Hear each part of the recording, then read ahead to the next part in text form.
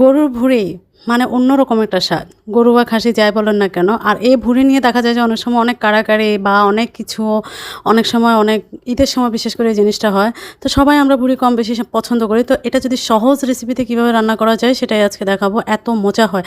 তো আসসালামু আলাইকুম, সবাই কেমন আছেন? আলহামদুলিল্লাহ আমি ভালো আছি। সবাইকে 3 মিনিটস কুকিংয়ে স্বাগতম জানিয়ে আমি শুরু করছি আমার রেসিপি। তা আমি এরকম ছোট, ছোট করে কেটে নিয়েছি। ভালো করে পরিষ্কার করে আমি 3 বার সেদ্ধ করে নিয়েছি। যাতে করে একেবারেই গন্ধ না থাকে এজন্য। অল্প মশলায় এটা বেশি মজা হয়। অতিরিক্ত মশলা দিতে গেলে মজা হয় না। আস্ত মশলার মধ্যে আমি দিয়েছি তেজপাতা আর দারচিনি। আর এরপরে আমি বেশি করে পেঁয়াজ কুচি দিয়েছি। আর শুকনো মরিচ দিয়ে দিয়েছি। আর এখানে বেশি করে পেঁয়াজ দিলে আমার কাছে মনে হয় যে বেশি মজা হয়।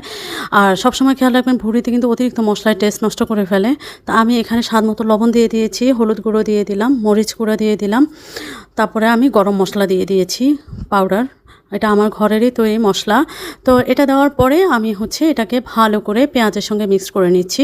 আর পেঁয়াজটাকে একদমই লাল লাল করে ভাজার দরকার নাই। মোটামুটি ভাজা হলে মশলা দিয়ে আমি ভেজে নিব। আর এরপরে আমি ভুঁড়িগুলো দিয়ে দিলাম। দেখেন আমার ভুঁড়িগুলো কতটা পরিষ্কার হয়েছে এবং কতটা সাদা হয়েছে।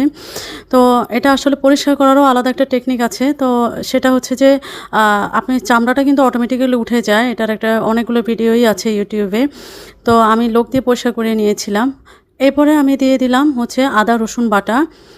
আদা রসুন বাটা আমি 1 টেবিল চামচ করে দিয়েছি। আর এখানে ভুঁড়ির পরিমাণ আমার বাছার পরে প্রায় 1 কেজি পরিমাণ ভুঁড়ি ছিল।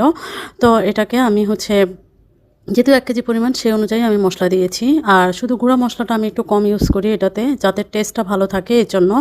আর গন্ধ দূর করার জন্য আরেকটা টিপস আপনারা ভুঁড়ি যখন সেদ্ধ করবেন তখন একটু ভিনেগার দিয়ে দিবেন।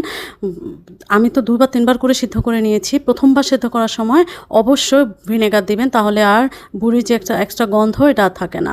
তো আমি সামান্য পানি দিয়ে এটাকে কষিয়ে নিচ্ছি প্রথমে, মানে পরিমাণ মতো। আর একটু পানি ছেড়ে দিয়েছে যদিও। তো এটাকে আসলে এক রান্নায় খেতে মজা লাগে না, যেটা আমি সত্যি কথা বলি। ভুঁড়িটা কিন্তু একবারে রান্না করে খেতে যাবেন না।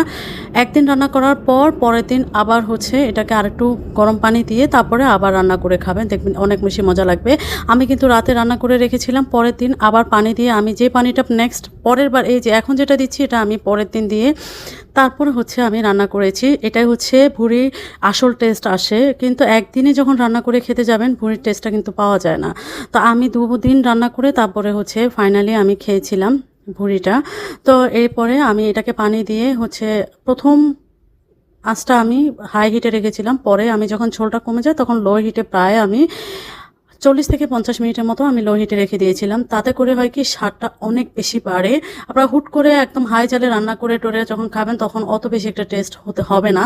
ভুঁড়িটা যত লো হিটে রান্না করে আস্তে আস্তে রান্না করবেন তত বেশি মজা হয়।